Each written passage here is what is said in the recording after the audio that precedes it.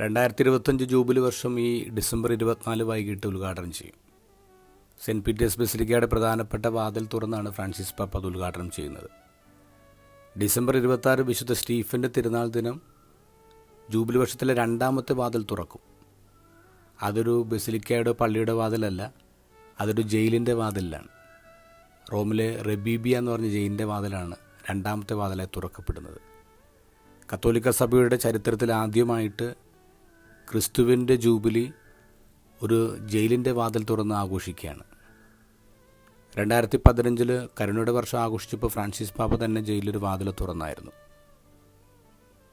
റെബീബിയ ജയിലിൻ്റെ വാതിൽ തുറക്കുമ്പോൾ ഫ്രാൻസിസ് പാപ്പ പറയുന്നത് ലോകത്തുള്ള എല്ലാ ജയിലുകളുടെയും പ്രതീകമായിട്ടാണ് ഈ വാതിൽ തുറക്കപ്പെടുന്നത്. മത്തായി തൻ്റെ ഗോസ്പലിൻ്റെ വാതിൽ തുറക്കുന്നത് ഈശോയുടെ വംശാവലി പറഞ്ഞുകൊണ്ടാണ്. അതാണ് ഇന്നത്തെ ഗോസ്പൽ.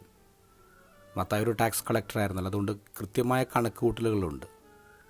14 പേരടങ്ങുന്ന 3 ഗ്രൂപ്പായിട്ടാണ് തിരിച്ചിരിക്കുന്നത്. അല്ല, ആദ്യത്തെ ഗ്രൂപ്പ് ഗോത്രപിതാക്കന്മാരെക്കുറിച്ച് പറയാം, അബ്രാഹം, ഇസഹാക്ക്, യാക്കോബിനെ കുറിച്ചൊക്കെ പറയാം. രണ്ടാമത്തെ ഗ്രൂപ്പ് പറയുന്നത് രാജാക്കന്മാരെക്കുറിച്ചാണ്. അതിൽ ദാവീദുണ്ട്, സോളമനുണ്ട്. മൂന്നാമത്തെ ഗ്രൂപ്പ് നമുക്ക് പരിചിതമല്ലാത്ത പേരുകളാണ്, അത്രയും ഫേമസ് അല്ലാത്ത ആൾക്കാരുടെ പേരുകളാണ്.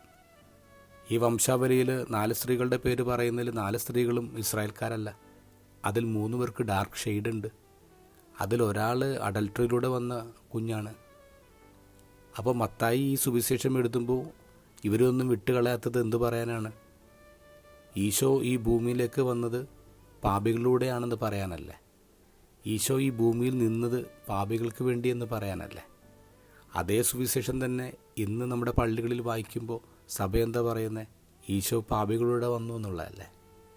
ഈ ജൂബിലി വർഷത്തിൽ ജയിലിലൊരു വാതിൽ തുറക്കപ്പെടുന്നത് ജയിലുള്ള ആൾക്കാർക്ക് പുറത്തു വരാൻ മാത്രമല്ല, പുറത്തു നിൽക്കുന്ന നമുക്ക് അകത്തേക്ക് കയറാനുമാണ്. അകത്തുള്ള ഒരു പ്രത്യാശയിലേക്കും പുറത്തുള്ള നമ്മൾ കരുണയിലേക്കും പ്രവേശിക്കട്ടെ.